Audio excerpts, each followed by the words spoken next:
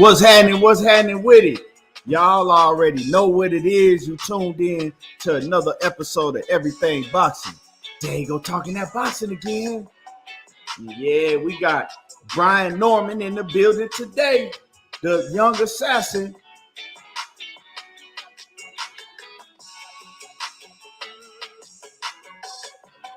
And hopefully they send out these notifications.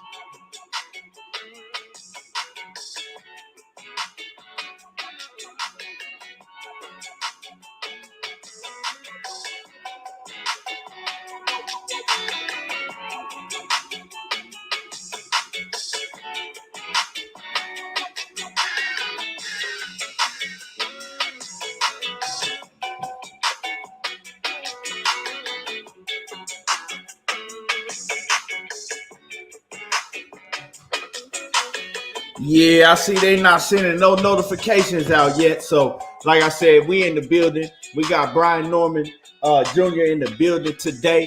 So, yeah, it's going to be a hell of a show. A hell of a show. Yes, sir. Jeffrey Bird, what's happening with it, man? What you doing in here? What's happening with it, Jeffrey? St. Louis Mix, what's happening with it? You see they ain't sending out my notifications this morning, St. Louis Mix. You know, you see they not sending out my notifications at all.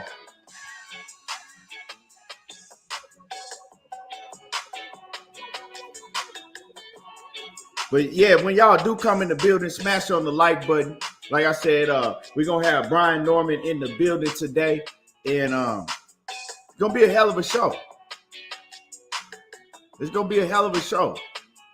Jay Lee, the chosen one. What's happening with it? Yeah.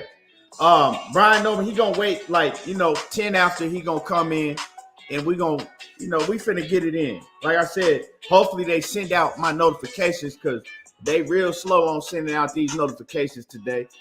Catman 785, what's happening with it? Hey Sneed, what it do? Yeah. Yes, sir. And y'all hit that like button for me when you come in the building.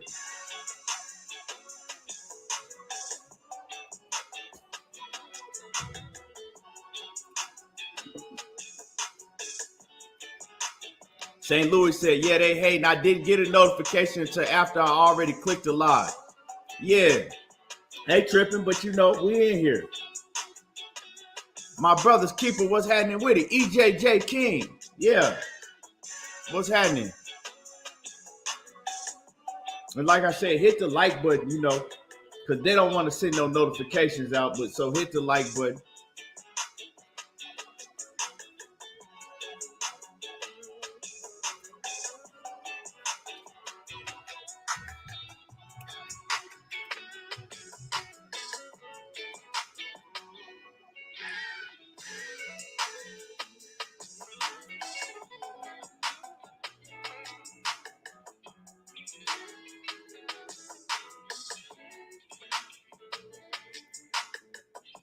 Mr. Sheldon, what it do?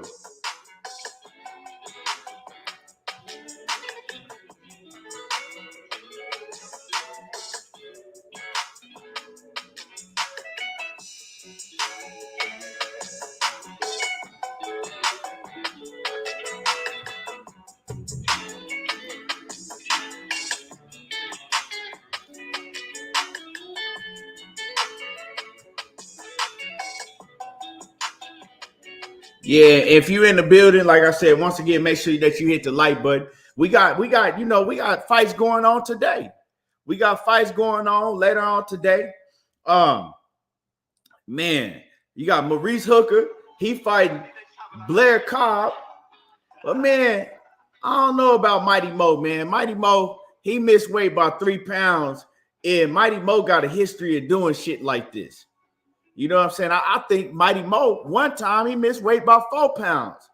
Mo Hooker, man, he needs to tighten up. He needs to get it together because that shit hella unprofessional to me. You can't continue to go in these fights and just miss weight like that. He looked good against Virgil Ortiz, but that's been a long time. He been out. You know what I'm saying? He been out for a while.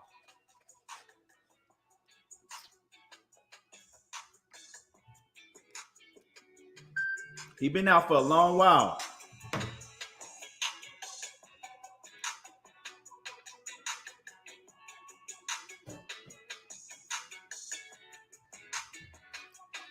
Yeah, so y'all smash that like button as we, as we get ready to get the show jumping and started. What y'all think about that? Like real talk, because I know all y'all be having a certain type of energy when it's a fighter that y'all don't like missing weight. So I want to know how y'all feel about Mo Hooker missing weight once again and missing weight by 3 pounds. Catman785, he said Mo on that BS missing weight like that. Then his response when asked about it was terrible. What'd he say? Catman785, what'd he say when they asked him about it? Coach, what's happening with it, coach? Glove up, boxing and more. What's happening with it, coach? That's Philly. That's Philadelphia. Mr. Sheldon, that's Philadelphia.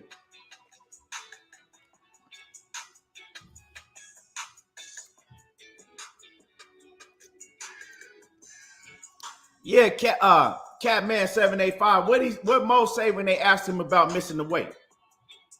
I gotta go see what he said. Cause when he missed weight, when he weighed in, it's the 76ers. When he weighed in, right? He was flexing and stuff, and I'm like, I had to wait to see what they said because I'm like, was they supposed to fight at the catch weight or something? Then I found out, nah, he just missed weight over 3 pounds, and he ain't even care. He ain't even care. He was flexing and smiling and doing all that and stuff. And I'm like, man, you just missed weight with over 3 pounds, and he didn't give a damn he missed weight. Omar Hamilton said, ish, shit happens. Yeah, I mean, and Blair Cobb could have pulled out the fight if he wanted to. He could have been like, nah, I'm not fighting this man. You know what I'm saying? Wayne Jr., I don't remember where I got it off of. I had it for a minute.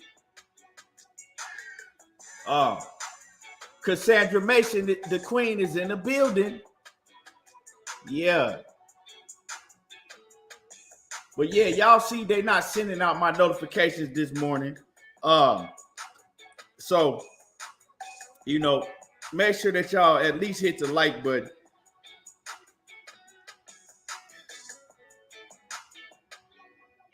Ain't no way in hell I should be on here for 8 minutes and it's only 33 people in the building. Like, that don't make no sense. And like I said, Brian Norman, the assassin, the young assassin, he gonna be in the building right now in just about a minute or so, a few minutes.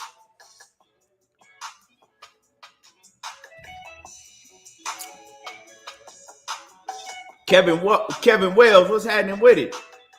St. Louis Mix. He says ish. He said ish happens. He said, nah, Mo, we can't do that, bruh.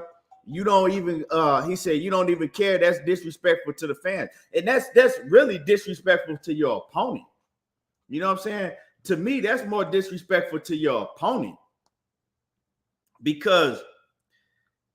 That y'all going in there putting your life on the line. He had to struggle to get down the weight. And yeah, I don't really like Blair Cobb like that, but that's beside the point. Blair Cobb made the weight. He was professional. He did what he had to do. And you come in there nonchalant and miss weight by over 3 pounds? Come on, bro.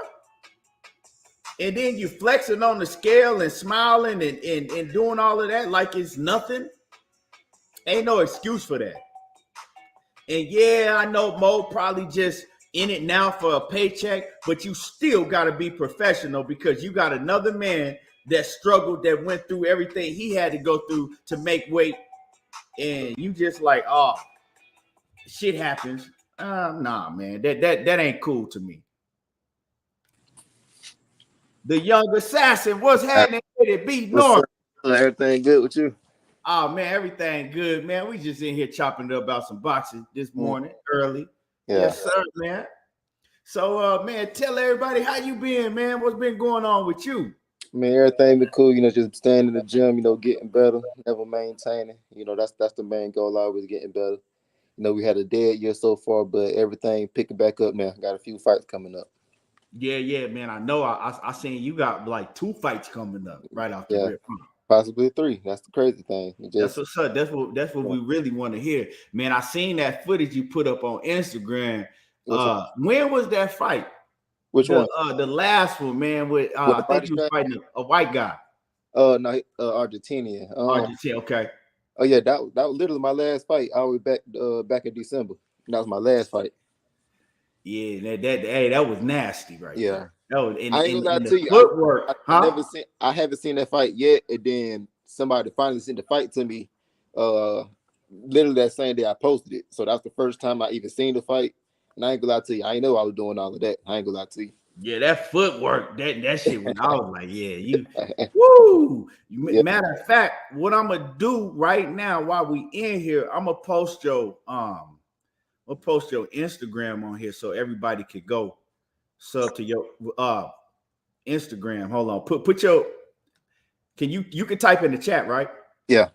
Okay, put your Instagram in the chat and then I'm gonna post it on here too. I'm gonna type it in. No, actually, how I do that thing? No, I don't know how to do it. Okay, let me see. I'm old. Hold on. I'll put it in. I got your Instagram right here. Hold on. Oh, it's the same thing. Hold on. Yeah. Let me see. Oh, it's already shit. Yeah. His Instagram is official b.norm. It's right on the screen. That's his Instagram. Let me clarify so everybody will know what that is. Hold on. Let me see real quick.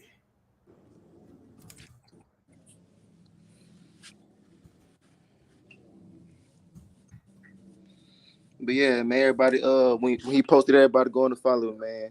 Everything picking back up, like I said. So now I'm back posting, posting me working out, posting back highlights, everything like that, working out all of it. Yes, sir. Hello, I got you right here. There we go. I see my boy B in the yes, sir. Chat. Brandon House, what's happening with it? I see y'all in the building. Y'all hit that like button.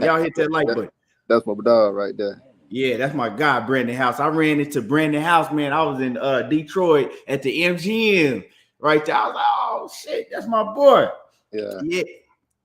Yeah, man. So you got some fights coming up now. I heard Pops. I heard your Pops talking about, that you with a new promoter now. Is it? No, not promoter. Management. Management. You with new management because you were managed by Cameron Duncan, right? Yeah.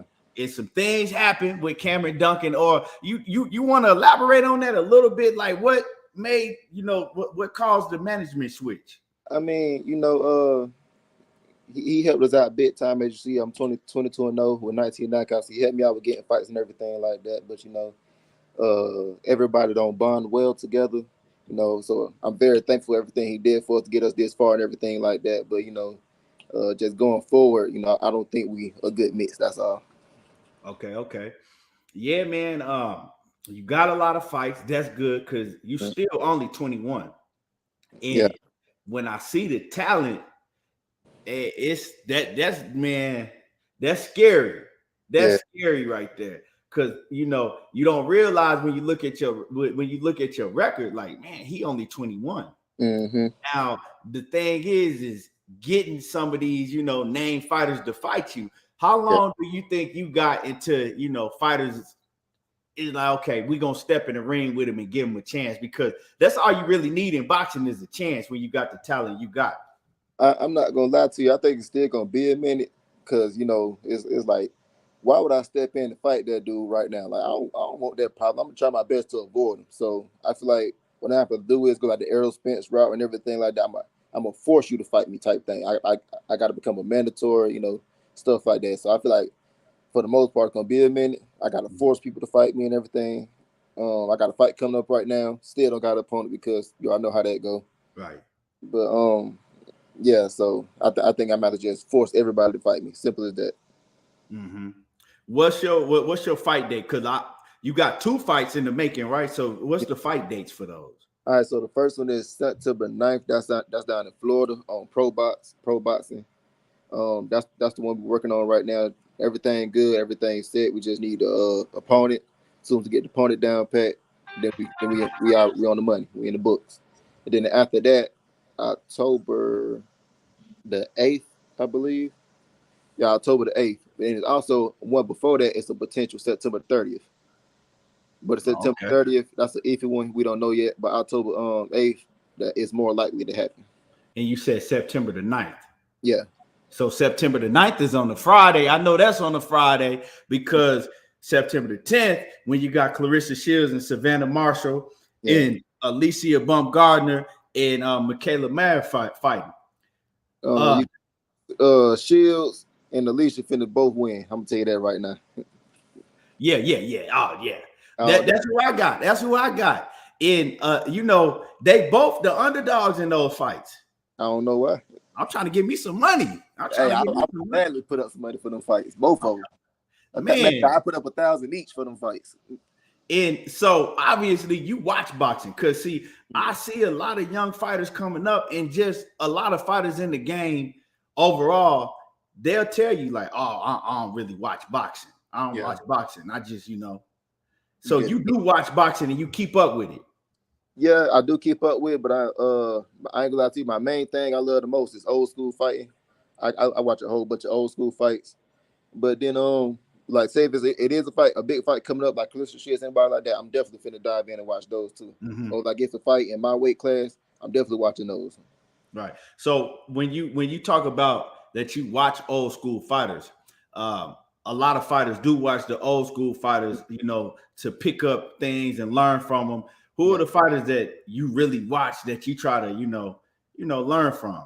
Yeah. So growing up, the main 2 I used to watch was I started off watching Mike Tyson real heavy, over to Roy Jones.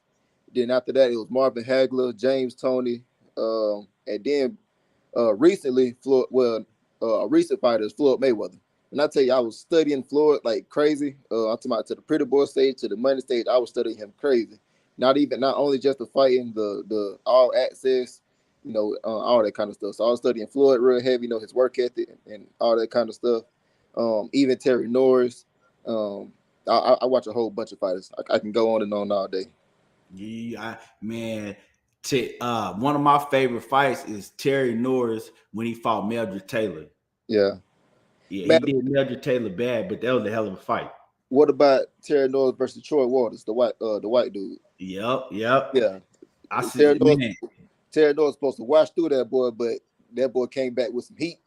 Yeah, man. Because my pops growing up, and Terry Norris was when he was big on Terry Norris. From the time, because I remember he put me on Terry Norris before Terry Norris fought Sugar Ray Leonard. He was like, man, Terry Norris. So we was always watching Terry Norris, and then he got his shot with Sugar Ray Leonard, and we see how that happened.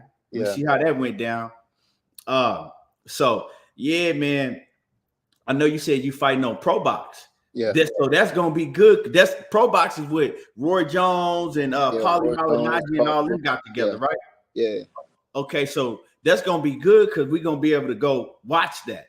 Yeah. It's going, so yeah, if y'all don't know about Pro Box, y'all can actually go Google Pro Box. You can pull up the app and you can watch all their fights.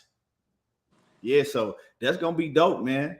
Mm-hmm. I want to ask you, man, because we talk about this on this platform a lot.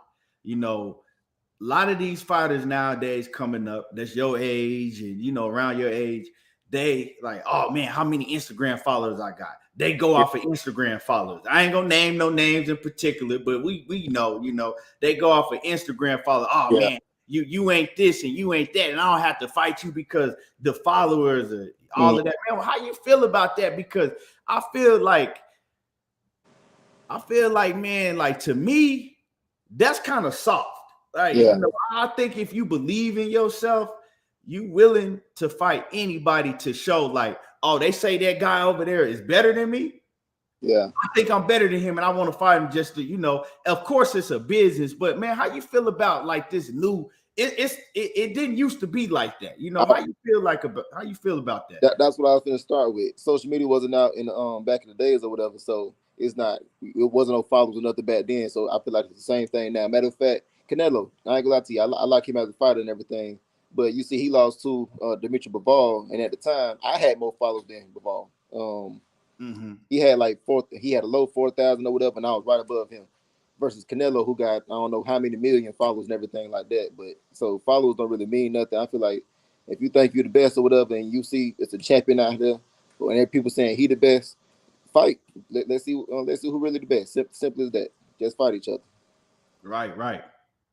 I seen you, and y'all hit the like button. Y'all smash on the like button, and if y'all got some questions, I will get to y'all questions. I'll have a segment I'll get to y'all questions in a little bit, but smash on the like button. So I see you, man. You've been out in Philly a lot, getting a lot of work in Philly, man. Yeah. Tell us about that a little bit. Down there with Jaron Ennis, Stephen Fulton, Scooter, and all them cats in Philly, man. Yeah. We flew out to DC and Baltimore. And then Philly ain't nothing but a 2-hour drive. So it was up in DC and Baltimore. We were sparring up there. I was able to spar with Anthony Peterson, which was great work. And some other guys that was in the gym. And then we drove down to Philly, and I sparred Hank Lundy and a few more guys at Boots Gym. I wasn't able to work with Boots this time, but yeah. So it was great work, and I love it up there. I might even set up a camp for my October fight up there also. Okay. Hank Lundy got to fight today. Yeah, today. He fight tonight. Yeah. Today. I'm going to ask you, what type of shape is Hank Lundy in? Is he in? Well, I'm going to say this. He had to lose weight for the fight and everything like that. So he was actually looking real good. I ain't going to lie to you. He was looking real good. Also, they do 4-minute rounds at that gym.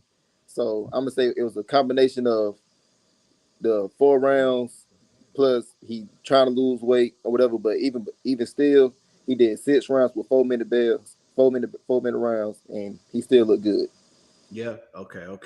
Because that's a conversation that I was having. I think I was talking to Money. If me and Money was on the phone, I'm like, man, I just need to know what type of shape Hank Lundy in. Yeah. No, he good though. He good. He good. Okay. But I will say this: I seen the dude he was fighting. That's a big dude though. I ain't gonna lie to you. Yeah, what is his name? What is it? Alex Martin or something like? Is it? I don't know his name. I just seen it's Martin. It's I know his first name Martin. Yeah, I just yeah, man. So you've been in that sparring with a lot of fighters. Especially like I said, you've been in Philly. You've been down there with the boys in the DC area. Name some of the guys, some of the best top guys that you've been in there sparring with. Boots, of course, Tank Davis, Crawford, Baltimore.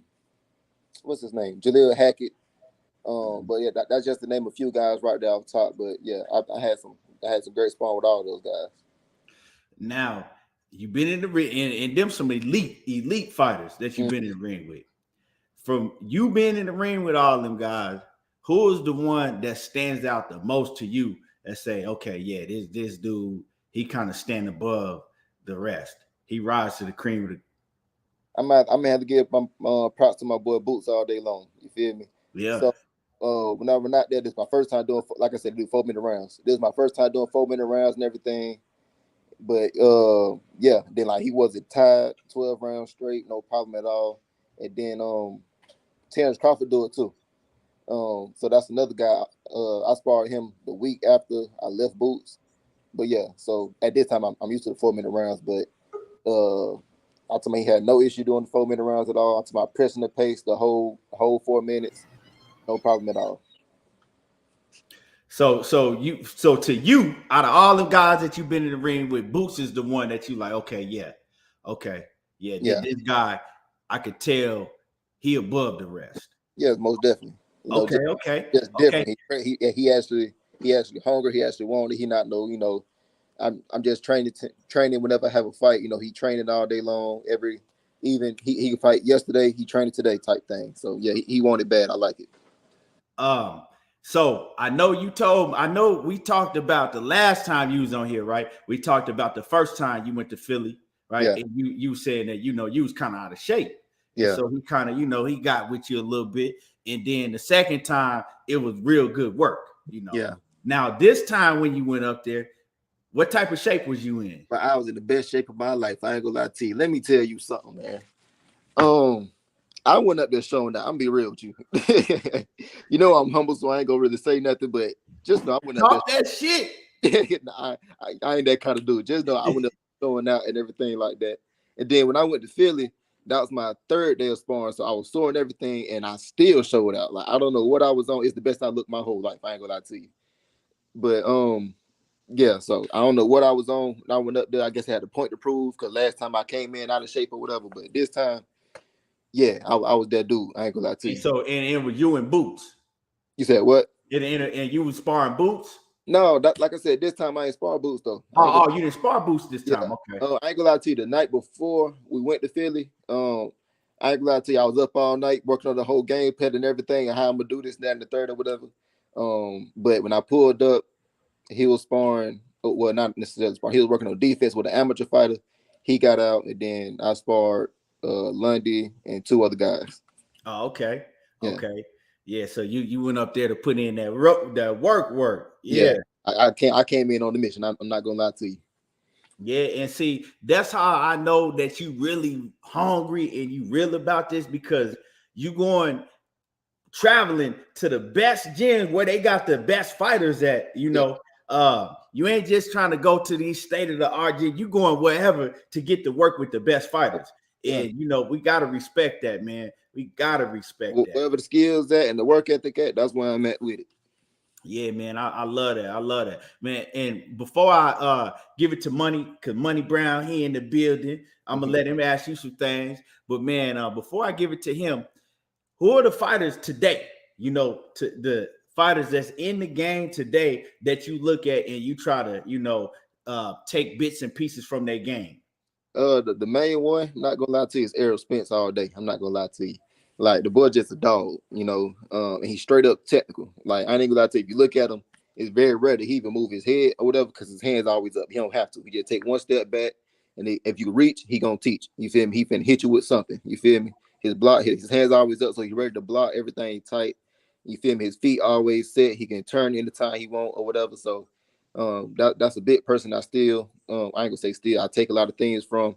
He always jabbing, even though he's southpaw. People say you can't jab against the other hand, but he be jabbing all day long. You feel me? So I take a lot of things from him. Also, I'm actually finna meet him soon too. Next weekend I'm gonna meet him. I'm going up to Texas. I'm going to his gym. I'm gonna spar whoever in the gym, but also I'm meeting him too. That's what's up. You think you're gonna get some work with him? Because I think he training. Nah, they said we ain't sparring with him this time. They say he not sparring yet, but Okay. hopefully it will happen sooner or later. Yeah, maybe when he do, what I'm saying, really get in the sparring, y'all can get that, you can get that in. That'll be real good, man. See it first person. Right. Money, what's happening with it, Money? Man, keep what's going down, bro. My boy Brian, man, I want to apologize, bro. I would have been here earlier going through a situation, man. No, we respect your time, bro. And you with somebody, so I'm gonna apologize to you, champ. How you good, champ? Man, how you feeling? I'm good. How about yourself? Man, I'm feeling good, man. I know Keith already touched on what you did to that boy on Instagram already. Yeah. Yeah. So I heard him say you was talking about Earl, man. That's our dog, man. What you think about him and Crawford coming up?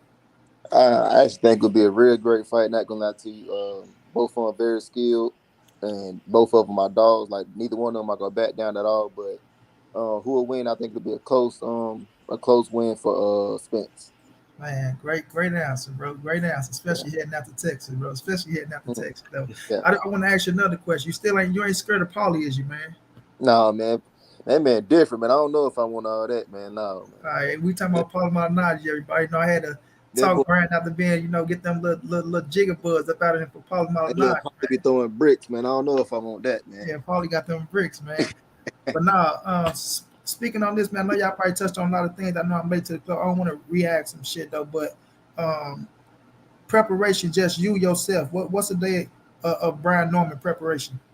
So the main thing I like to do is wake up, don't eat nothing yet or whatever, just run on the they say fasted running. I believe that's what they call it, running on an empty stomach. I don't know why, but I just feel like it helped me out mentally. It depends on the day, but for the most part, I do like 3 miles and I try to do 21 minutes every time. But yeah, after that, got 10 o'clock strength and conditioning. That's about like two hours right there. Later on during the day, well, I got my dogs or whatever, so I like to stay moving. So I take them walking, just keep moving, making sure my muscles stay ready and just keep going. And then after that, later on, I'm at the gym for 2 hours straight, just straight skills, making sure I'm in shape, things of that nature. No doubt. Now, being young, Brian, because when they say you got that young man blood in you want to fight everybody. You can dog it out 24/7. It's just like every day you work out, or is it like 3 days out a week, 4 days out a week, then you rest? No, it's a 5-day thing, So it's also about being smart too, not overdoing it. Right. Yeah. So you can't just you still human. No matter what, you still human. You still can get tired. You still overtrain, especially with me or whatever. That was actually one of my problems in the past. I was doing never wanted to sit down. So got to take it back a little bit. Try to be smart, like you said, the young blood mentality. I can keep going all day long. No, you can't. Use your brain. You got that. So yeah, it's all about sometimes chilling out. Simple as that. No doubt. Then my last one, Keith, before you get it back. I heard y'all talk about going out there, sparring with the Philly boys. It's tough, it's rough, it's gritty out there. We know how they get down, right? They some tough boys. I like the Philly boys. My man Greg out there. I know you probably ran into him. Mm-hmm. Greg, you've been in the gym though, so you say you went out there on a mission, things of that nature. You say you did your thing. Who was the toughest person you sparred with out there for you? Like if you can say it. Or did you just go out there and whoop all their ass? It's just fuck being hungry. Went out there, shit. I think you really went out there for boost though, Key. Like I'm going out there on a mission today. I'm gonna whoop all their ass, try to get back in the ring. Right now, I'm finna show this boy. You know how I go, Key. I'm finna show this boy. Yeah, I'm getting there. You feel me? When I'm in shape, I'm in shape. Yeah. I'm that dude. I heard I was in the best shape of my life. You went down there to whoop Boop's ass. That's what you went down there. Answer to your question, this next question. How about that? Yeah, no doubt. Ain't nothing wrong with it. Ain't nothing wrong with it at all. Go ahead, Key. Let me ask you, man, because I know you didn't talk about this, but I want to ask you this, right? You've been in the ring with Gervonta Tank Davis. Mm-hmm. You've been in the ring with Terence Crawford, right? Two of the biggest names in the sport of boxing. Mm-hmm. Now, we know they're in different weight classes, but skills and ability, it is what it is. Yeah. Who would you say got the better skills and ability, ring IQ and everything between those two fighters? The ring IQ, I'm gonna definitely get at the Crawford. But as far as like skills and stuff like that, I'm gonna have to give the Tank because the boy fast. And not only is he fast, he's real quick with it too. It's a difference, you feel me? So he was real quick, explosive, strong, just athletic, you feel me? Then Crawford, I think he's 34, 35, so he not as fast as he used to be or whatever. So I feel like skill wise and like just able to do whatever he want to do. I feel like Tank, with him being younger, I think he got the edge on that one.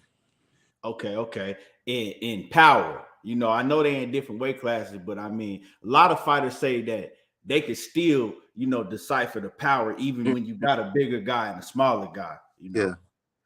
But now, even with power, I'm not gonna lie to you, Tank got that. I'm not gonna lie to you. He got that. Oh, Crawford, yeah, he got. Yeah, I'm gonna be real with you. Like I said, he very explosive. He had that all. Yeah. Not gonna lie to you. Okay.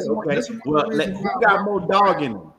Who got more dog in them? That when shit get rough, they still gonna be right there coming. It ain't gonna be no I tapped out or none of that. Who got more dog in them? Key, it's like you're trying to get my. I mean, my man is winning over here. Key, look like you're trying to. I'm saying. I'm asking. I'm asking. I'm rocking with you. I know. I'm gonna get that to my boy Crawford all day long. You feel me? Like me and him, like the whole time we was right here the entire time. You feel me? With Tank, even though we did like 20 rounds and everything like that, every break, like if I'm not punching, he taking them breaks. He gonna love those breaks. He finna move around, take as much time off as he can or whatever. But Crawford, the whole time is either I'm walking him down or he walking me down or whatever. We was right here the whole time, no matter what.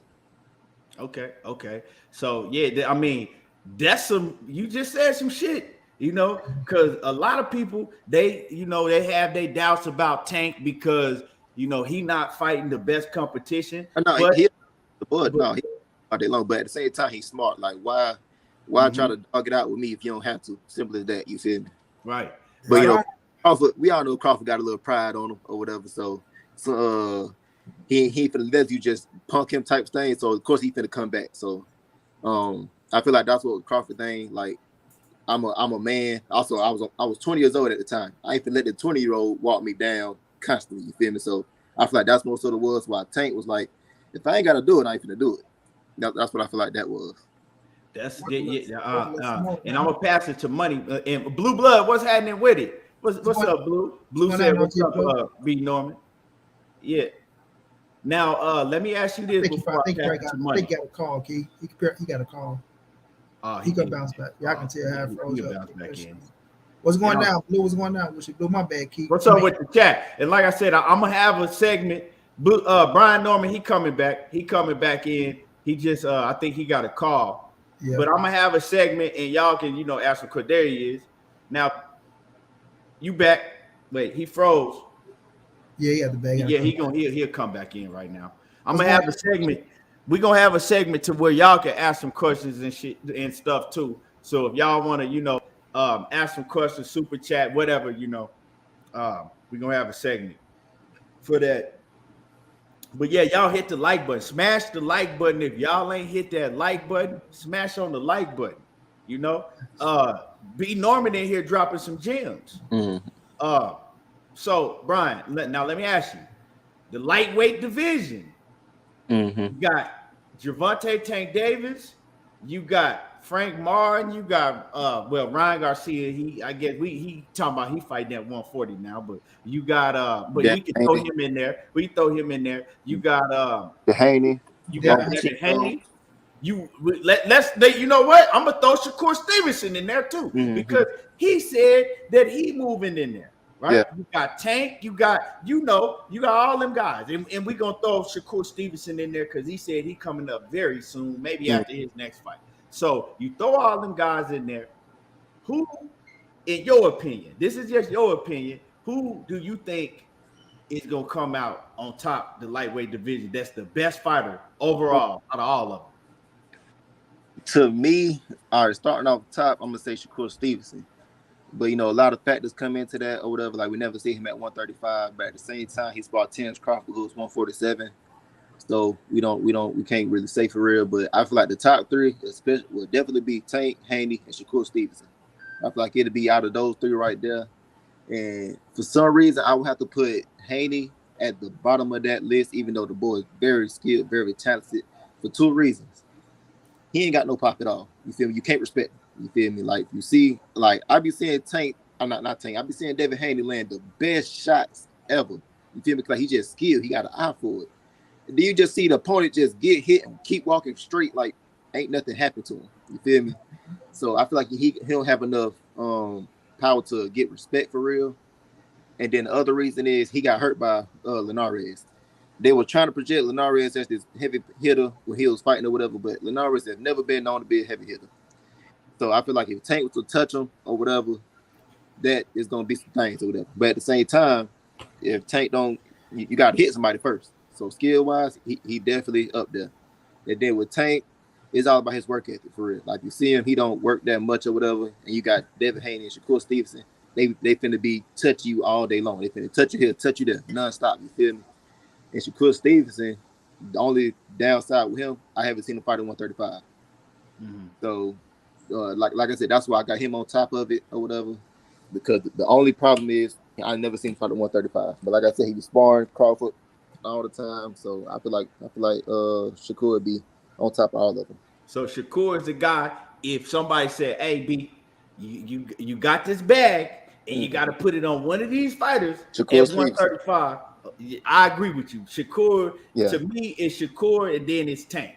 Yeah. You know, to me, it's Shakur, then Tank. You know, but Tank and I mean, they all right there. They all right there. Like Devin's a beast too, because he could pretty much outbox Tank and not get caught with that with that big shot. But if I had to bet, I'm betting on Tank. Yeah, you got to touch him first to hurt him. Yeah, whatever. So, like I said, and the boy quit. Like I said, skill wise, Devin Haney is up there. Everybody can clearly see that all day long.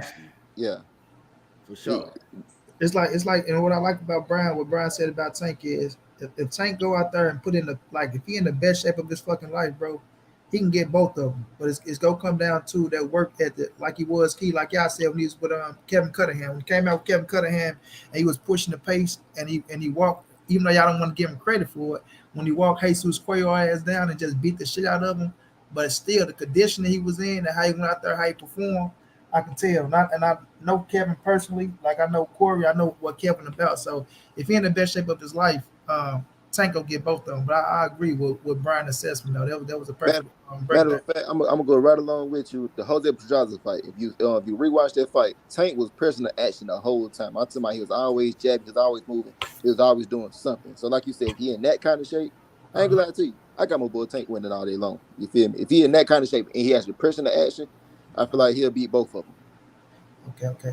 So let me ask you this, Brian. Who's on your head? I know you're gonna say everybody, bro. Like, cause I know that's just a natural question. Shit, whomever you can get, you'll take whomever on the list. But who is it like that you see that you feel like, man, if I get that motherfucker, like let's go. You know, we look at the fights, we be like, okay, if he fight him, he beat him and take him to that next level. Who is that next level fight for you that you feel like if I can get that fight with him, that's realistic right now, you'll be like, that's it to get me to that next level, to put me on that stage to show that, yeah, I am that dude. At 140. Yeah, well, I feel like Montana Love would be the perfect fight for me. Because, some people still think he this, that, and the third or whatever. I'm going to show you he ain't nothing at all. I would love for you, man. Y'all don't understand how much I would love for you to beat the hell out of Montana Love. I would love to, and I would love that. And that's a realistic fight.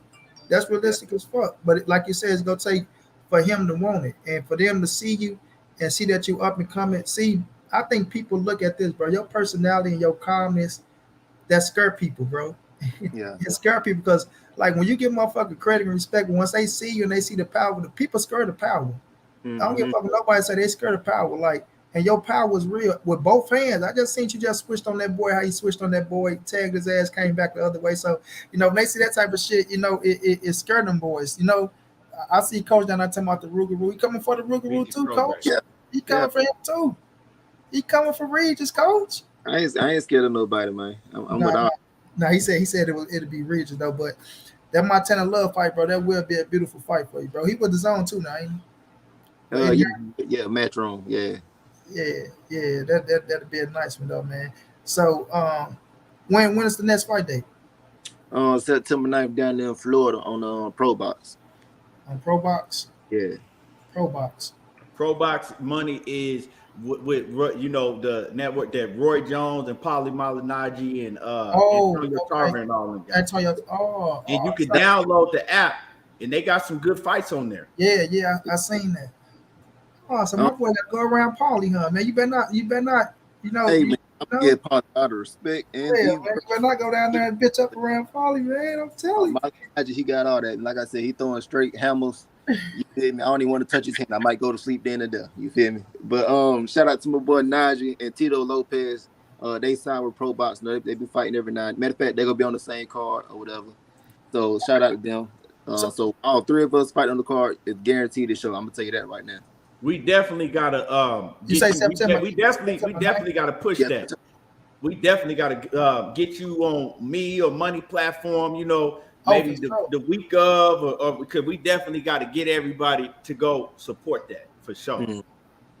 But yeah, I'll definitely get on. I don't mind at all. We can definitely work. Oh man, we push you for real. But like I say, since the first time you came on my show, bro, when we talking about the Tank Sparring, bro, I was telling Tay that, bro. I was telling Tay, like, bro, that dude different, bro. Like the realness from you, bro. Like And what I like about you, because I do get the Earl, and how you say Earl Spence is your guy. I get the feel. I ain't gonna say we. I don't know how Keith feel, but I'm quite sure Keith feel the same way.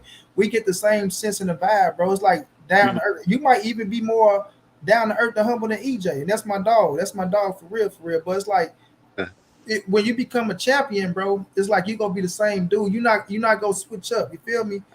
We get that sense like you gonna be the same dude. You know what I mean? Like, don't get me wrong. You go. It's gonna change, but you still gonna be that down to earth to what the ones that fuck with you then you fuck with them now. You know what I'm saying? Yeah, I got you. Yeah, nah, I wasn't raised to switch up anything like that. I ain't who I am. Even if I'm broke, if I got $1 billion in the bank account, I'm still the same person no matter what. Shit, $1 billion in the bank, different. Let everybody know a little about you. Let everybody know, that don't know a little about you. Because you and your pops, y'all seem like y'all like that. But your pops, he seemed like he a no nonsense type of, cat growing up when you was growing up. Let everybody know, how the relationship was with you and your pops growing up, and how everything came about with you starting the box and everything. That don't know. Like me and my daddy, like you said, man, me and him rock solid, man. That's my dog. If he wasn't my daddy, I call him my brother. You feel me? But yeah. So he is the reason why I even wanted to start fighting or whatever. I was in the gym probably like 3 years old, just seeing him hit the bag all the time. His work ethic and everything. When I was 7 years old, he came home and said he had vertigo. I think that's what it's called when your balance something messed up. Like he could just be walking, he'll start going to the side. So he seen that he was messed up. So he said, "B, I think I'm finna wrap it up. I don't want to fight no more or whatever." And we was in the garage, and then boom, right then and there, I said, "Well, I'm trying to hop in and everything." Then that same night or the night after that, was already working on foot, your feet and everything like that. Let me also tell you this. How old was you then? 7 years old. 7, okay. 7. So, let me tell you this right here. Y'all might see me jump rope, and like you said, the video when you see me switching and everything like that, you might see my feet down. But in the beginning, when I tell you I was straight trash, like people think I am talented. No, I am not. This is straight hard work. Trust me, I know. None of this is talent. You feel me? This is nothing but hard work. I'm trying to take. I'm naturally athletic, yes, but all the feet and skills you see, that's hard work all day long. You feel me? I seen the process of it all happening. But me and him been rocking solid ever since. He wasn't too headstrong on it when I was in the beginning, like do this, that, and the third or whatever. Because as a kid, it's all about having fun when you fighting or whatever sport whatever you want to do in life. It's all about having fun. So then when I turned 14, I said I want to be a fighter for real. Like when I turn pro, I want to turn pro and everything. I want to be at the top. And he said, "All right, well, let's get to work for real." Then ever since then, now we serious. Now it's time for the headstrong stuff. Run every morning, do this before school, get up and run or whatever, stuff like that. So now that's when everything got serious. Matter of fact, the exact date was December 4th, 2014. That's the exact date of when everything real deal kicked off. And ever since that day, we never looked back. We never sidetracked, nothing. Everything been headstrong. We finna be at the top no matter what. We're going to do what we got to do. I don't care how much it hurt. I don't care about this and that and the third. We finna make this happen. Man, that's dope. Let's talk. I want you to talk about how important is you being a young black man, how important, is, growing up, you having that relationship, with your father like that. It's real good or whatever, but let me also say this: it's a stereotype that black fathers are not in kids' lives or whatever. So that's a big plus right there, as is. But even besides that, it's a whole bunch of black fathers out here. Let me just start off with that off rip or whatever, because a lot of people try to act like it ain't, but yes, they are. Then when they end their life, I'm trying to tell you, every father I've seen in their son life or whatever, they are headstrong, just like my daddy is. You feel me? So, but yeah, I'm gonna say it's a big old plus or whatever. As you see, like you said, I'm very humble, disciplined, or what. I'm only 21 years old, but I act like I'm 47 or whatever, So I feel like it's very great that I had that in my life to actually teach me morals, respect, how to treat other people, how to get respect from others also. So I feel like it's a very big plus for me. Yeah, solid, man. It's solid cats in the boxing game, like you, like EJ, the Russells. You could just tell that solid cats when you see them, and they all had fathers in their life that they were real close to. So I think that's very important. And you touched on something that society try to paint us black men like, oh, we don't take care of our kids and we ain't in our kids' lives, and that's a lie. That's the picture that they try to paint. When it's a whole lot of black fathers that's right there, that's like you said, that's with their kids and really involved, and really showing a great example how to be a man. Facts. Let me tell you, I had my pops in my life, and that man got an athletic bone in his body. He ain't push us to do no type of sports. But the love, though, it's just the love, fam, that you get from a father, bro. But the one thing I do is love and teach you how to be a man. That shit is unmatchable, bro. It's something that, and I do feel sorry for certain people because that's unmatchable. That's something you can't get from nobody else, fam. I'm talking about if you got your father in your life and he a good individual, fam. I mean, he ain't got to have a dime in his pocket. My daddy stayed broke. That nigga was an alcoholic, all that. But the love that he had for you, right? The putting food on the table, like, man, I'm talking about it's unmatchable. It's unmatchable, bro. You ain't got to have a dime. But if you got real, genuine love, that shit take you a long way. You know what I mean? Right. That's a fact. That's a fact, man. Yeah. Now we man, you are you looking to campaign at 140 pounds, or are you looking to move up? I'm not gonna lie to you. I'm 21 years old and I can feel myself getting a lot. So what I'm finna try to do is I can still make 140 though. So what I'm trying to do is I'm hurry up and snatch me a belt, and then I'm gonna move up to 47. But my first goal, get me a belt at 140 and then move up to 47. So how easy or how difficult is it for you to make the weight? I can still make the weight, no problem or whatever. But I can tell that I'm on the time limit. That's all I'm gonna say. That I'm on the time limit or whatever. And the time is almost up. So I'm finna hurry up, snatch this belt up at 140, do whatever I gotta do to get that, and then. I think he got a call. Yeah.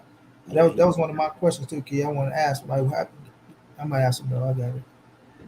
I want to know, what's the time frame? Yeah. What's the time frame they looking at? But Yeah. we can get to it. What's Brian record? 20-0, right? Something like that. I think Brian. I think he might be. Hold on. So you got another call, huh? Yeah, my bad. But yeah, no, you good. I'm gonna try to hurry up and snatch me a belt at 140, and then I'll move up to 47. What's your time frame? 2 years. 2 years. Max. That's 2 years max or whatever. If I can get it before that, that'll be great. No, I think. Are you looking to real quick? Are you looking to sign with one of these promoters? Nah, I want to go solo. Start my own promotion company and everything like that. Just start everything off rip. So I just want to do management or whatever. I'm cool with that.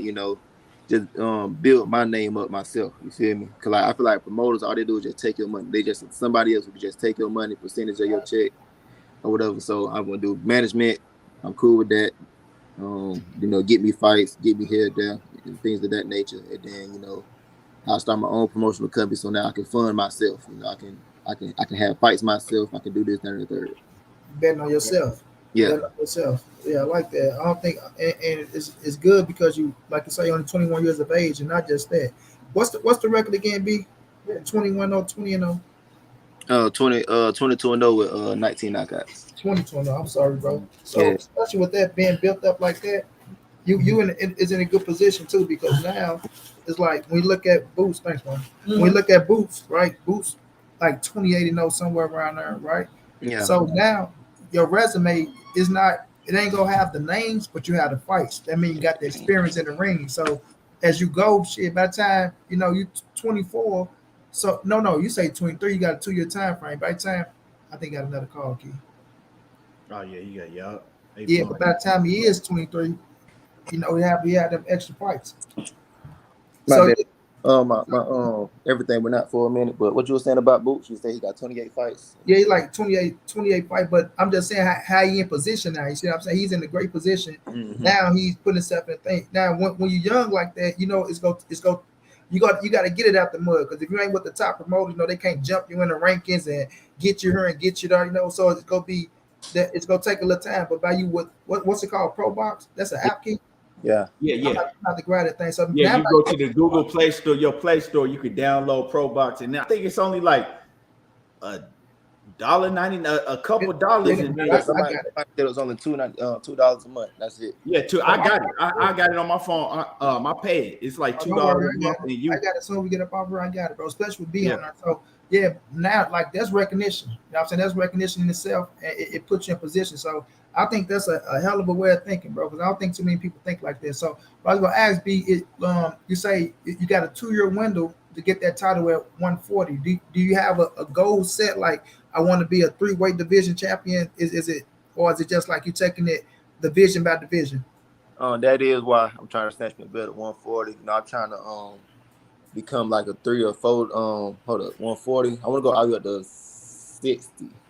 Yeah. So 40, 47, 54, and 60. Woo.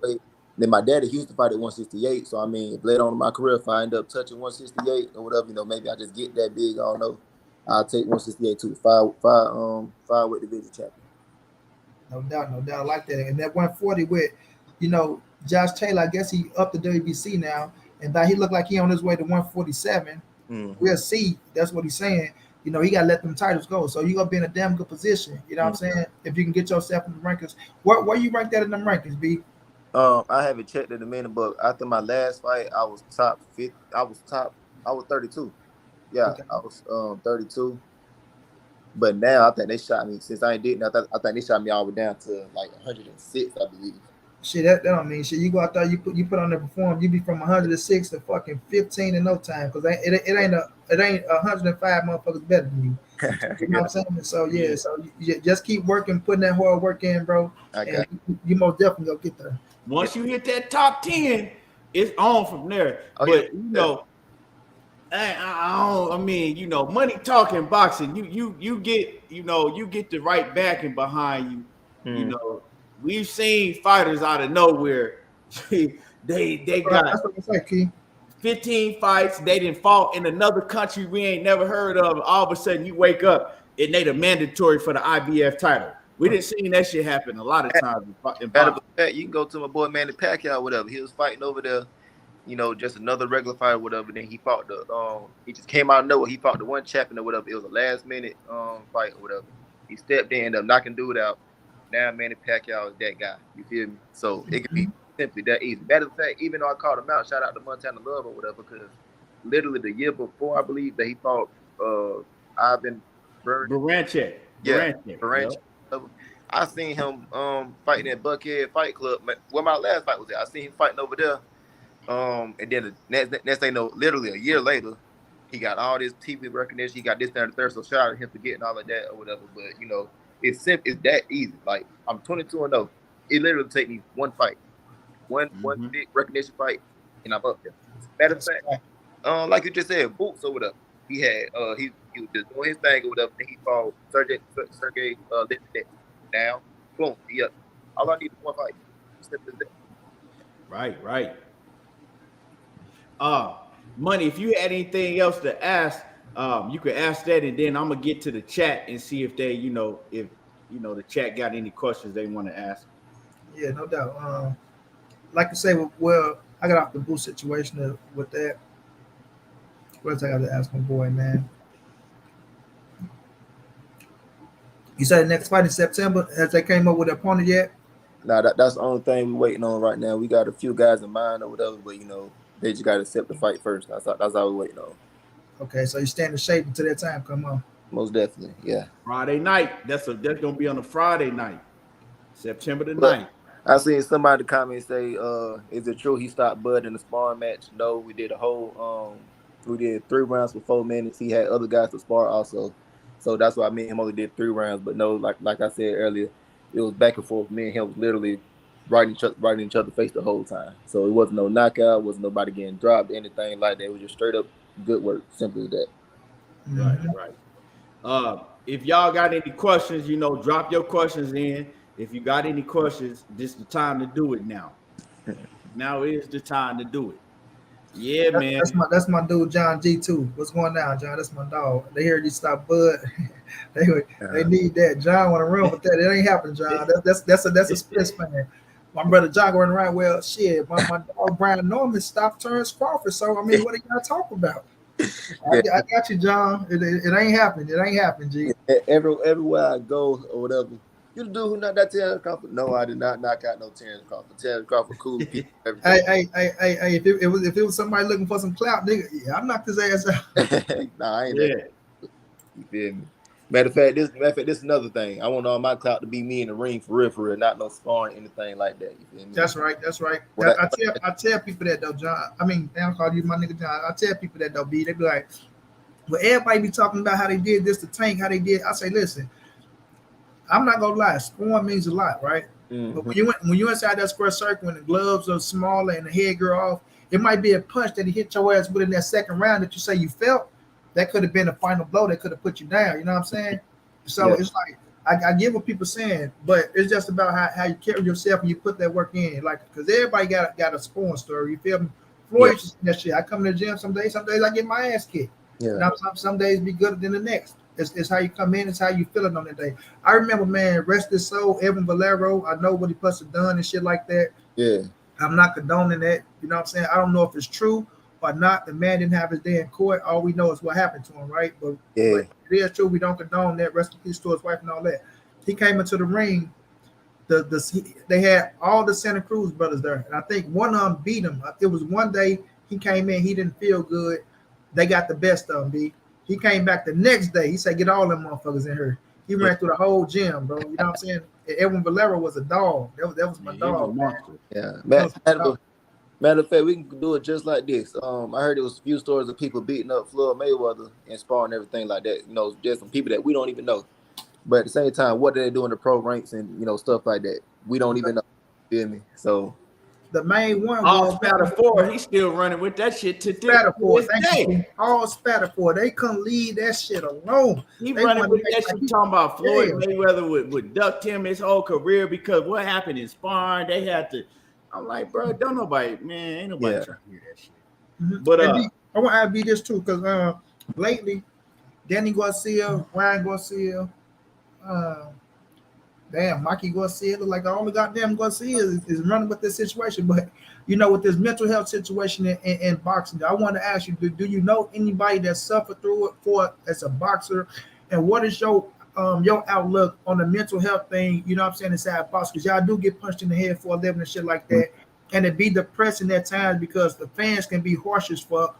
You know, the boxing game it's a dirty business, man. You know what I'm saying? That's why I got extra respect for y'all because y'all got to go through extra shit to get there. You know, it ain't no contracts to where I got 125. So if I get my ass kicked this fight, I still can go home and lay down. You know what I'm saying? What you do in the ring, you know what I'm saying? That it's the outcome of what, you know what I'm saying, what goes forward. So what's your look at when Danny Garcia crying in the ring about him going through depression and mental health, and Ryan Garcia, even though they laugh at him, you know what I'm saying, I still feel like the situation of Mikey Garcia, them, they talk about that shit. What's your outcome of that, bro? And what you think they can do, right, to help y'all fighters out when y'all go through type of shit like that? The first thing first is that I understand why he cried in the ring and everything like that. You know, like you said, we go through a whole bunch of whatever. Especially the more the spotlight is on you, the more people gonna talk about you. Simply that, like pressure. Yeah, people come up with stories or whatever, they lie. They just make up stuff. You feel me? And like the whole public will believe it, and you know, stuff like that. Like, matter of fact, when the whole Tank sparring situation happened or whatever. People posting fake videos. Like, matter of fact, they posted a video of Montana Love sparring Tank and said Tank beat me up and everything like that or whatever. You know, just, you know, people just be lying or whatever. Then people coming in my DMs, commenting on my posts or whatever. You know, so I mean, it's understandable and everything like that. But at the same time, like what Danny Garcia did, even though he was going through some things, you know, he was still fighting or whatever. Like with me, I had the worst time of my whole life. 2020, I had to fight October 17th, I believe. Yeah, October 17th, 2020. And I ain't gonna lie to you, I was going through a whole bunch at the time. But, you know, I kept it all to myself or whatever. You know, I put all my emotions into the fight. You feel me? Okay. First round knockout. You feel me? So, I feel like, you know, what I do is I just ball it all up and put that same energy into my workouts or whatever. I try to just work my emotions off. Simple as that. Okay, you challenge that energy into what you do. But then also, what I have seen or whatever, if you see all the not even just fighters, celebrities, period, all the top celebrities, we don't really see them on social media that much because they know it just can be a whole bunch of drama and stories about them and everything like that. So you don't see them on nothing at all. So you might see them on TV or something like that, but it's very rare that you'll see them post something. And when they do post something, it's just for like money type thing, like they advertise or something or whatever. It's the reason why, you feel me? Because people are trolls. It's simple. People want a reaction out of you. I don't know why, but people love getting reactions out of you. They don't get money from it. They don't get nothing from it. They just love making people mad. I don't know why. So Misery love company. Yeah, I'm just going to say that. People love negativity. I don't know why, especially this generation. I don't know what's up with people, but so with me, I don't let nothing faze me for real. Cause like, I just sit here and actually think about it. These folks don't know me. You feel me? I know what actually happened. I know this. I know what's going on for real. So I just ignore everything. I just keep it pushing or whatever. Keep living my happy life and everything like that. You feel me? My pocket's still full. Everybody ate or whatever. So I ain't got no problem with what anybody got to say about it. That's right. It's 130 people in the building. Hit the like button. Y'all smash the like button if y'all ain't smashed the like button. Smash on the like button. So B, what's some of the things you like to do outside of boxing, bro? Like I said, I got 2 dogs or whatever, so I be playing with them a whole bunch or whatever, you know what I'm saying? Take it to the dog park, take walking, things of that nature, training them, stuff like that, family. What a matter of fact, right over got this interview. I'm going to the pool with my family and everybody, like, stuff like that, just whatever comes up during the day. I like doing everything, No doubt. Yeah. Man, I want to ask you, right? You said something that you probably didn't even realize you said earlier, right? When you talked about when you sparred Terence Crawford, and you talked about when you sparred Gervonta Tank Davis, and you said that Tank, his athleticism, his explosiveness, everything was just, it was a lot more than what Terence Crawford was doing, because Terence Crawford is more, he's older. He's still athletic, but he ain't as athletic as he once was. Can't do it as fast as he used to. Right, as fast as he used to do. Right, so he don't. And so when you said that, that's a point that I touch on a lot when we start talking about and breaking down the fight between Errol Spence and Terence Crawford. Because a lot of people say, oh man, Terence Crawford, he does this and he moves and he can outbox Errol Spence and he gonna do this. And I tell people all the time, I said, if you watch Terence Crawford fights, ever since he came to 147, he don't use his legs like that. Yeah, he more so, he do little subtle movement, but he more so will be right there in front of you to bang. He don't try to move and outbox. He like go back to the fight when he fought Post out, right? Yeah, he was moving Post out. The entire fight he was moving. Yeah, he was moving and boxing and moving. And he was staying away from Post out. He just picked him apart on the outside. Well, I try to tell people he don't fight no more like that. And so that's why I have Errol Spence winning, because he's going to fight Errol Spence's fight. He's not going to try to be on the outside and use his footwork, because that's not the fighter that he is no more. So when you said that, I really felt that. I'm like, okay, you've been in the ring with him and you said it, and you wasn't even, that wasn't even the point why you said it, but you've seen it for yourself. Yeah.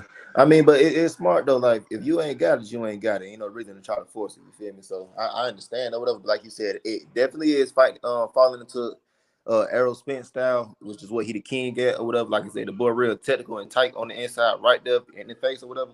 That's what Errol Spence love. You feel me? So it is falling into his what he do. You feel me? So that's why I said it's gonna be a close fight, but I got Spence winning that. Now he don't fight like that no more, but he's still a damn dog the way that he fights now. So that just shows how great of a fighter he is. That he fights a whole different style now, but he's still a dog doing it. And somebody else that fights a whole different style than what they used to, Lara. Laura is a. I ain't watched Laura a lot, so I can't say that. Oh yeah, Laura lost some legs, man. He don't use his legs no more like that at Yeah, all. he lost some legs. He got Laura older. Laura stand right there with you, and he banging with you now. He ain't got no chin. And he got from Pop, and he got Pop. He knocking heads out. But he ain't got no chin. If you catch him on that chin, his ass going down. Yeah, you're right. Because the Laura I know, that boy's he ain't finna sit still for once. He always moving. Yeah, Laura sits still now. He been like that for a minute. He don't move. He don't use him legs no more. You know, when I really first noticed it is when he fought Jared Hurd. Yeah, I first noticed it when he fought Hurd, which was the wrong fight to choose to turn old, though. I say that. Yeah. But you know, when you get older, them legs start going. You can't. You know, don't nobody beat Father Time. That's just, it is what it is. Yeah. But I'm telling you, the Alfredo Ngolu fight against Laura, when Alfredo got on his ass, that showed people if you put the pressure on his ass, you can get to him. You know what I'm saying? Because Alfredo got on his ass. I think he dropped him in that fight when he had left hook. Yeah, he was on his ass, man. So he put the pressure on him. Laura edged it out, but Alfredo was on his ass with that Virgin Hunter. You know how Virgin Hunter gonna motivate the shit out your ass to get up there. So so that was a good one though. But another guy who did it, or whatever, is very great at it, or whatever, who switched up what he was doing. My boy Floyd Mayweather, you feel me? Pretty boy Floyd, he'll move on you all day long, but he'll stick you all day long. At the same time, after a while, he wasn't able to do it no more. His hands gave up on him, and he like I said, he a little older, so he can't move the whole time. So now instead of bouncing around, he just keeps stepping. Instead of bouncing, he just keeps stepping or whatever. He started pot shotting instead of throwing combinations. He started finessing, man. I know Floyd career from the first to the 50th, right?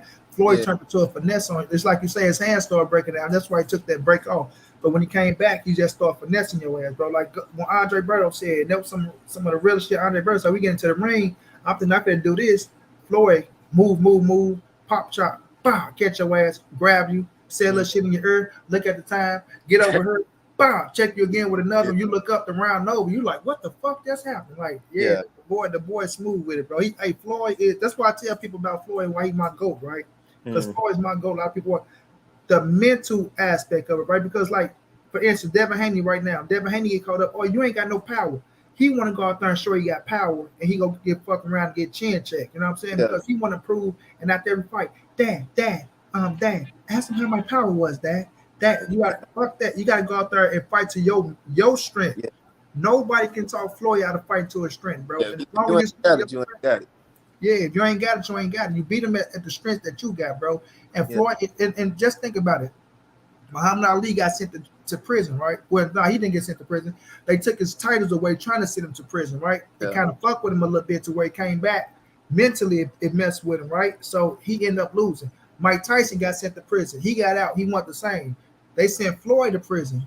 Floyd used that shit as y'all try to fuck me over, because they did try to fuck him over. They didn't want Floyd to be undefeated, right? So when he came out, he said, fuck y'all even more. And now I'm really finna milk the game out y'all ass. He came out still mentally strong, bro. He didn't let them break his mental. And that's why he my GOAT, because the boxing is 80% mental. You feel me? So they couldn't break his mental, bro. I think Floyd is the most mental, tough motherfucker in boxing in general. I mean, you know what I'm saying? Now, it can come somebody else, but I think that's what made him great. That's what made him great. Sorry, his mindset, bro. Yeah, like I said earlier, matter of fact, with back to the Garcia situation on depression and everything like that. Floyd, oh Lord, you know how many, even still to this day, you mention Floyd name, you finna, them comments finna flood. I don't care if you got one follower, you say Floyd name, your comments finna get flooded with just a whole bunch of negativity. I'm trying to tell you. You feel me? So everything Floyd do, whatever, if it's some negativity around it, and guess what? None of that fazed him. You feel me? None of it fazed him, bro. His uncle died or whatever. You feel me? I'm pretty sure it fazed him personally or whatever, but we ain't finished. We ain't see it. You ain't sitting in the ring. And then his daughter Yaya and Young Boy, whatever, that little situation happened. Guess what? We didn't see nothing face. And matter of fact, he took pictures with Young Boy right after that. You feel me? So that, like you said, mentally though, that boy different. Matter of fact, even you see how hard he work or whatever. I don't even think it was necessarily for physical, because of course he was in shape, but it's hard to work that hard. You feel me? It's a lot of mental push to work that hard. You feel me? want to go spar 20 rounds and then go run 6 miles and then do this down in the third. You feel me? Nobody want to do that. It's like you can do it or whatever, but your mental got to be strong. You feel me? So I feel like all the hard work he was doing, it just prepared him mentally. And I mean, just look at him right now. I know we can switch up something else. Look, just look. Even though we say we won't, he still get up and go just take off running. The motherfuckers still go running. They out there with him running. You know, even though it's just staying in shape for the exhibition, but to him, it's really a lifestyle, fam. Yeah. But Floyd Mayweather is really a lifestyle. And that's what I can respect from him. That motherfucker will get in that gym. Yeah. He gonna work his ass off, bro. Yeah, and people try to hate him all day long, but you can't deny it. But like you just said about yourself, Brian, you said this ain't. I promise you, this ain't talent. This ain't like God gifted ability. It's hard work, bro. Hard work be talent any day, man. You know let me ask you this, right? You being somewhat of a boxing historian, right, and all of that. Who is a fighter that you could say, if you had to pick one fighter that you could say, you know what, this fighter would have been a superstar if he had the discipline and the work ethic, but he just didn't have it? All right, I got 2 of them or whatever: Mike Tyson and Roberto Duran. You feel me? The reason why both of them was savages, of course, or whatever, and we seen Mike Tyson, we seen how he was when he was working hard and stuff like that. Then you seen after he started working harder, like you seen all the movement he was doing and stuff like that, you know, shifting over his shit. After a while, he became, I'm finna sit right here, you finna punch me, I'm finna punch you. That's what it became after a while. I'm more of a man nigga, you feel me? But before that, you know, he'll slip that, he'll come under here, he'll step over here, you feel me? And the same thing with Duran.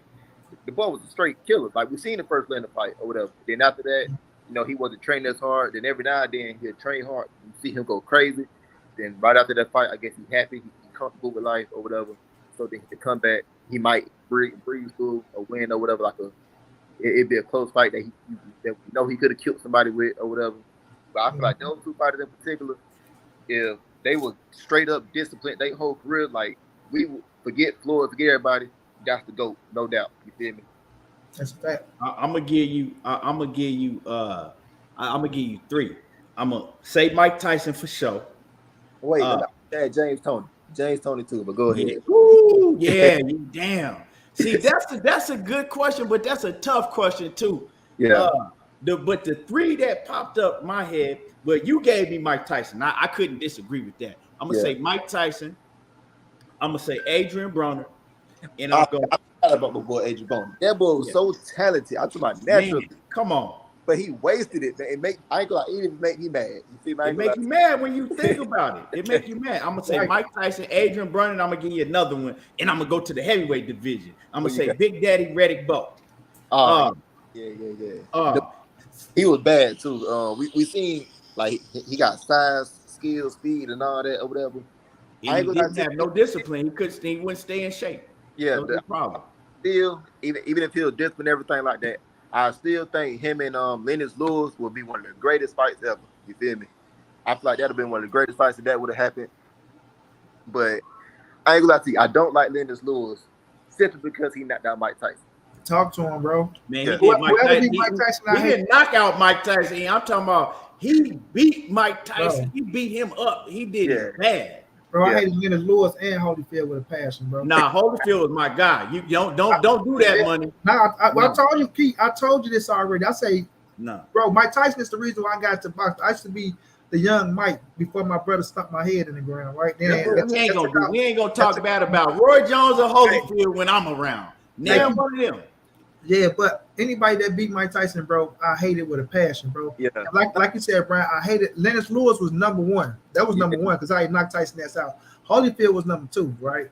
So I like those, I couldn't even really still right. Well, I can watch them now because I'm wrong. When I was little, you would never catch me watching. I never watched them fights, bro. I still want to this day, but I'm like, fuck, I ain't watching. I'm cool with Holyfield or whatever, you know, Atlanta and everything like that. So I'm still cool with him. But Lennox Lewis is the passion that he did it or whatever. I hate him. And then another person I hate with a passion, Antonio Tarver.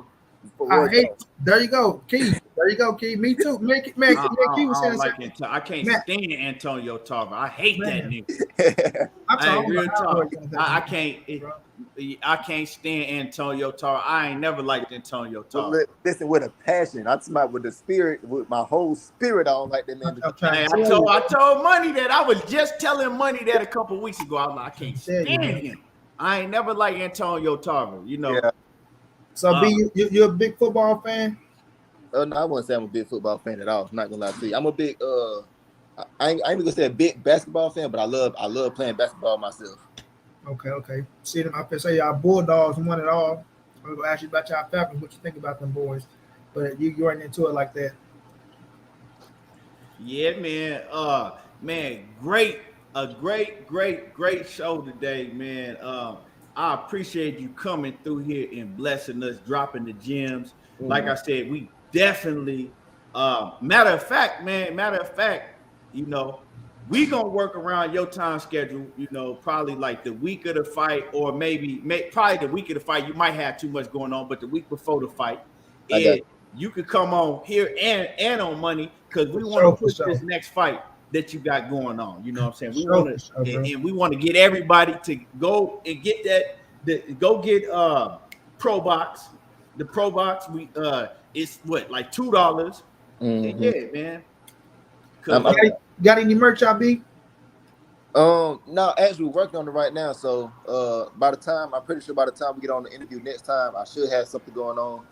But I'm definitely let y'all know about that. But with this fight, let me tell you something. I know y'all seen my past highlights and everything like that or whatever, but I don't know what I've been on recently or whatever, but I am a whole nother person. But I'm still a killer. I don't know how to explain it, but I'm Pretty Boy Floyd with even more power or whatever. You feel me? Like that's how I'm thinking right now. Of course, the boy was great and everything, so I ain't gonna say I'm exactly him and everything like that. I got you. I ain't gonna say I'm exactly him and everything like that or whatever, but you know, that's how I'm feeling right now. I feel like I can punch a hole through a wall. You feel me? And also, I'm still quick, explosive, fast, and my reflexes recently. Or onto my hands down in your face, you can't hit me, but you're gonna get hit with something. Like I don't know what I've been on recently, but that's what kind of time I'm on. So trust me, you watch this fight, you finna see something special. Just remember that. Could you show them, Key, that last stoppage you just put down? I know we can show them, huh? I can't. I can show it. I could pull it up on my phone and put my phone up to the screen, so everybody can see it. And B, my man OTB Boxing Class 101. B, go check his channel out. B is OTB Boxing Class 101. He do film study and film breakdown, man. He put in some great work. He got a question for you. He says, do you feel like the sparring success has an impact on your ability to get big fights? I'm gonna actually say no. I feel like it's also a downfall or whatever. Like, I don't really say nothing whatever. Like, say you got the perception of me knocking out Bud and everything like that or whatever. I feel like it's a downfall because like some people just try to shun me. They'll try to down me and everything like that or whatever. But at the same time, I feel like it's also a big thing because some people, they want to see it. Like, who is this dude? I keep hearing him sparring this guy, this, that, and that guy, whatever. And he doing good with him, everything like that.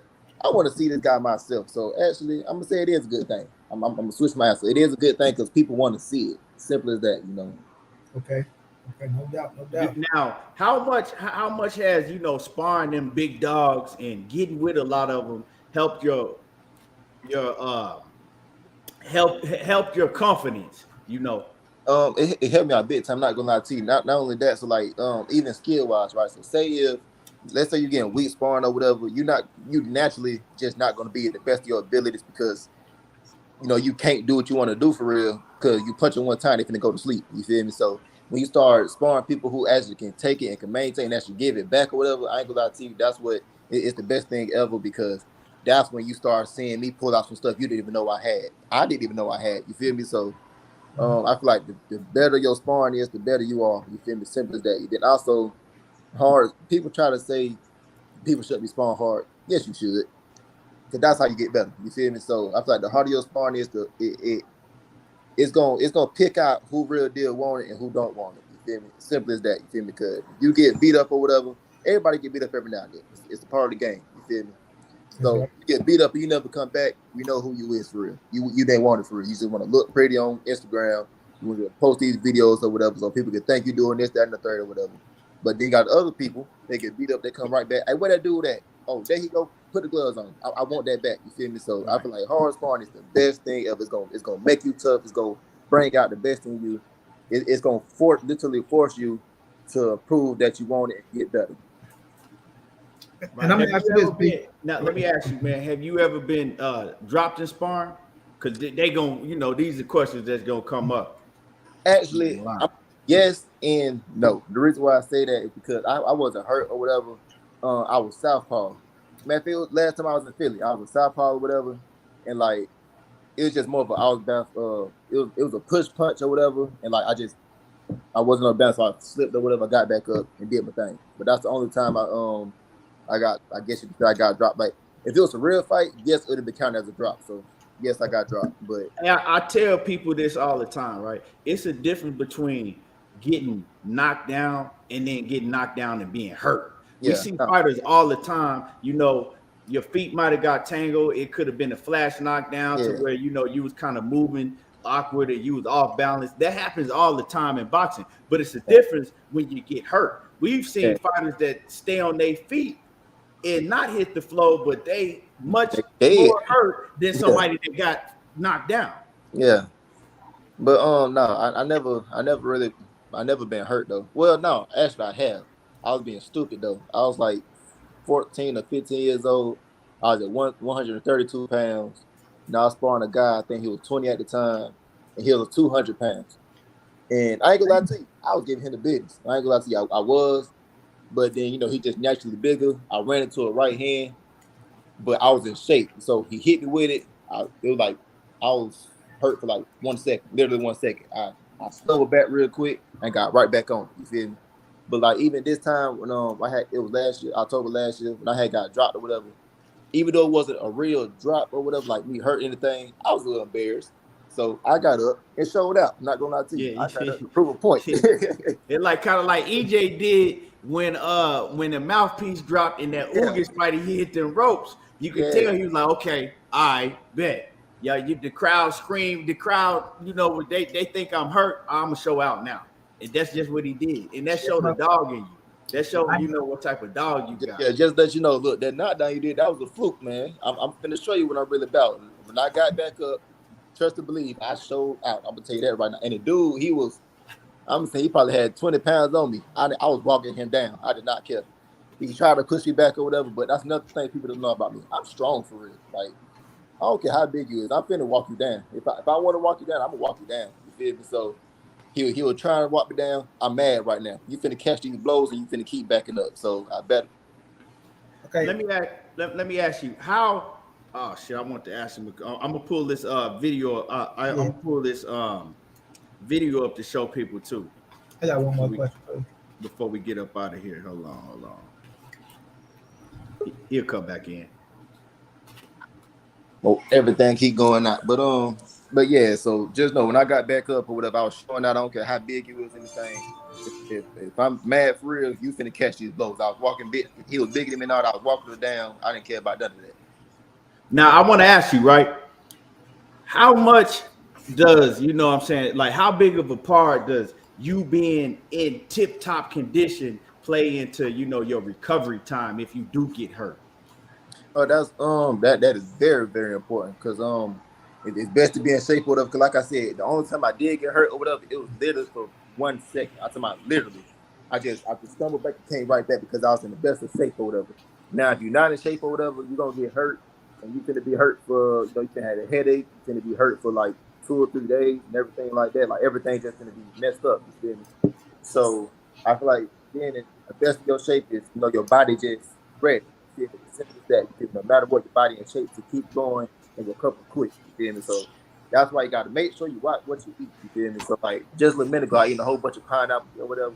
I clean my system out, make sure everything's good, I'm hydrated and everything like that.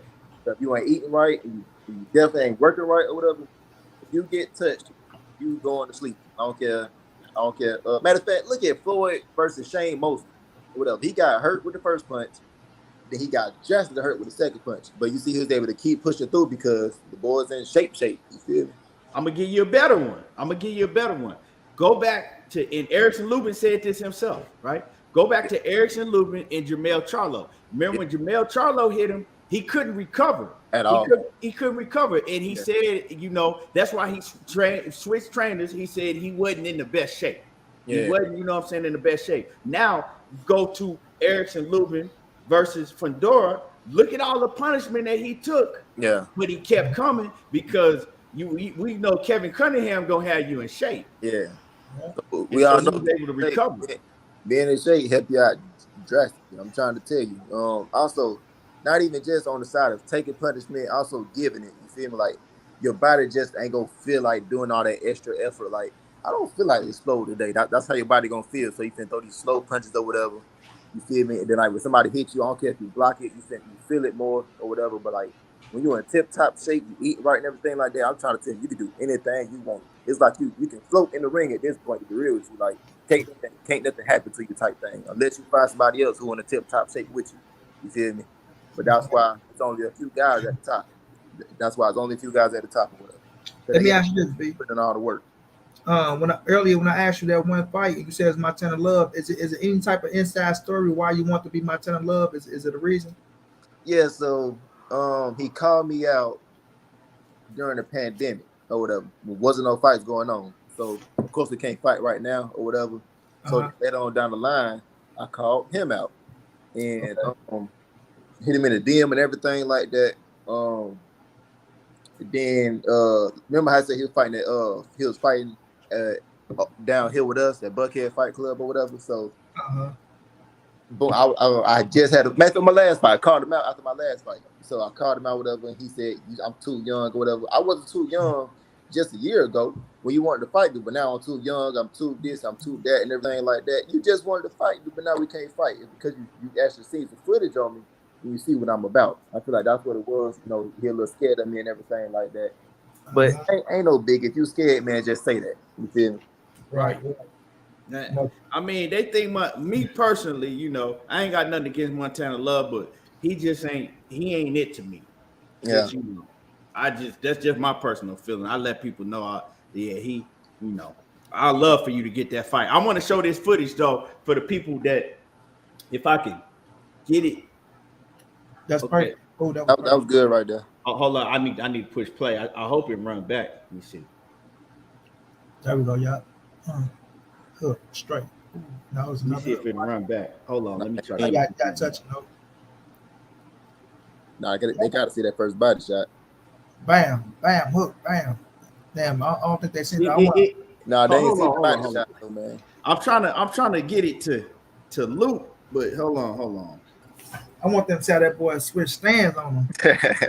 For real. I'm talking about smooth though, bro. Like it's like damn, like I know he looking like God damn, you just hit me right here. How the fuck you come this way? He's like that shit was smooth, bro. Yeah. Oh no, I can see Brian knocking Montana out. He can't take no power. I think he stopped. Yeah, I definitely think he stopped Montana Love. That boy can't take no power. You hit him, he gonna run. Hey, where my finger at? I got he got no time they beat the Beijing out of shit. I told you, Rick. Hold up. Damn, I can't. Let's see. Okay. Bam. There we go. Ooh, bam. Oh, there go the. That shit. No, but I want them to see that when you switched up on him. You gotta hold up a little higher. You gotta hold up a little higher. Bam, body, bam, switch. Bam. That motherfucker done. He don't want no more. He don't want no more. Yeah. But yeah. I do personally have. I do personally don't like Montana Love simply because he called me out and everything like that. Then now he go try to downplay me like I'm a kid and everything like that or whatever. So I ain't no little kid, but I'm gonna show you I ain't no kid when I knock you out in the first round. You feel me? So, right. Trying to son you like he's sonning you. Yeah, man, look, I'm up around the zone, man. I'm getting big fights, man. Like what you know what I'm saying? All that bullshit.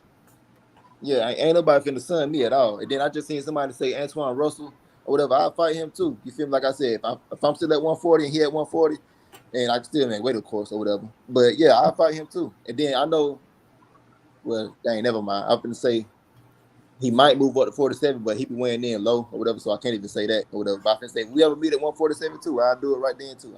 I'm like Who I said, that? nobody at Gary all. Antoine. Antoine, Gary Antoine. Yeah, Gary Antoine. Yeah, man, that'll be a hell of a fight. man of a fact, I feel like that'd be one of the best fights ever. I ain't gonna lie to you. Yeah, but Oh, hell no, yeah. and Regis too. You, Yeah. Gary Antoine, you and Regis, you and Gary Antoine, those would be hell of a fights. Like I said, you'll beat the Beijing out of Montana Love head. You're gonna beat The love fight that'll be just to let people know that yeah. That's it. You feel me? But I think that'll be the easiest thing ever. I Just think push him Subriel Matisse, that'll be a great fight too. Yeah. I don't know a lot about him, so I can't really say nothing. I think that the guy who threw a whole bunch of punches, I believe, the black dude. Yeah, I think he black, but he like Spanish. I know you Puerto Rican. I think he Puerto Rican. You said Matisse? Yeah, he Puerto Rican. Matisse Puerto Rican. I actually hit him up for an interview. Says cool if his people said it though, but yeah, he Puerto Rican. But yeah, out of all those guys, like I said, I'm not scared of nobody. I'm in this fight game for a reason and everything like that. I'm here for the legacy fights. I'm here for all of that historic fights or whatever. I want to be mentioned with Muhammad Ali, Mike Tyson, Floyd Mayweather, Roy Jones. I want to be mentioned with them. I gotta do what I gotta do, which is fight everybody and also win or whatever. So I'm with all of it. But most of all, besides the talent, you know what I'm saying, you got the work ethic and you got this right here for it. Yeah. You got the work ethic and you got this right here. And I was gonna kill everybody. How headstrong I am about winning this fight. You feel me? Simple as that. Yeah. And I picked up on something, that you said earlier when you said it made you mad to see what Adrian Burner did because you saw that he had the talent. And that let me know is that you looking at people like that and you looking at things and you learning from them. And that's great, man. Like I said, people don't understand. All you need is a chance. When you get your chance, you're gonna show the world. Man. Like the main thing about me, people say it's talent now, so I'm gonna call it talent right now too. I'm not finna be another waste of talent. You feel me? I'm not finna be that. You feel me? I put in all this hard work for a reason and everything like that. Now it's time to prove myself. Simple as that. You feel me? Right. And it's not even from other people's mistakes. Yeah, and it's not even proving myself to other people. Believe it or not, it's proving it to myself that yes, you are as good as these other historic fighters. You feel me? Cause like my whole life or whatever, I'll be up at 3:00 in the morning or whatever. Like this me when I was young, I still do it now. Looking at Roy Jones, like, man, that man is amazing. You feel me? Mike Tyson, that man is amazing. You feel me? Like, I wonder if I could be like that. You feel me? So now it's to prove to myself that yes, you are on that level also. That's right. Definitely facts, man. I ain't gonna hold you too long, man. You've been in here about what, hour and 20 minutes or so, man. Like I said, great. You came in here, dropped some gems. We will have you back in the building, leading up to your next fight on September the 9th. Anything else you want to say to the people before you get out of here? And salute to my man Matai Yoel in that super chat. Appreciate you. And everybody right there, Instagram, go follow Brian Norman Jr. on Instagram. It's right here on the screen, official B. Norman. Mm-hmm. But all I got to say to all the people out there is simply this: next year, you finna see some explosion happen or whatever. Like I said, all I need is one fight. Simple as that. You feel me? You get me on TV, and all I need is one fight to really show what I'm about or whatever. Y'all already know what I'm about or whatever, but y'all finna see. I want the whole world to know everything that I'm about or whatever. That's all I need. So some explosions finna happen next year, and ain't no turning back. You feel me? You just finna see me. You finna see my career straight take off. You feel me? And also, I'm only 21 years old. Remember that. You feel me? If y'all been see this young dude just straight shut everybody up. Simple as that. And it's gonna be a show. So make sure y'all follow me on Instagram, whatever, to come along and join this ride. Yes, sir, man. Appreciate you, B. I got you. Appreciate y'all, man. And anytime you ever need an interview or anything like that, you all know I'm always down. We got you, man. Keep working hard, man. Keep chasing them goals, man. Yes, sir. Appreciate y'all, man. No doubt. Sir. Yeah, man. What's up with money? And that's the type of that's the type of young fighters that I like to push, down to earth and just real all the way around. you know. Yes, sir. You just tell man, like what boy talking, he don't sugarcoat shit, he don't hide it. You know what I mean? That's real. I mean, that's a blessing in itself. You know what I'm saying? Like he know how to handle himself, he know how to conduct himself, he know how to talk, he got the mouthpiece, he ain't backing down from nothing. You could tell he ain't gonna talk that shit, he ain't gonna start it. But if you start it up, he damn sure gonna bring it. Right. Bring And it so. and you could tell, man, he the type of fighter that's not gonna back down from no smoke. He ain't gonna get to the top and oh, I'm this and I'm that, and I got this many followers, and why would I have to? Like, nah, you know, you could just see it. Some got it and some don't, and he definitely got it. You But know yeah, what I'm they saying? tell him one It's thing. in him. Yeah, one thing, as long as he keep whooping ass and cornering their ass, he'll get his opportunity. Even if it ain't against the fighter he won't, he gonna get an opportunity against somebody. You feel me? So Yeah. In the meanwhile, he gonna continue to grow and get better and better. And you see, he's taking it upon him and his father taking it upon themselves to go and get work with the best fighters out there. You facts, know, bro. can't Facts. it ain't too many fighters that's his age that got as many fights as he got already. He what 22-0 already, you know, for where 19 he with knockouts. 19 knockouts, right? But that inspired the names that he sparred and really, you know what I'm saying, got in a lot of their asses. Mm-hmm. And if So he yeah, did get in their ass, he was like you said, I went tit for tat with him.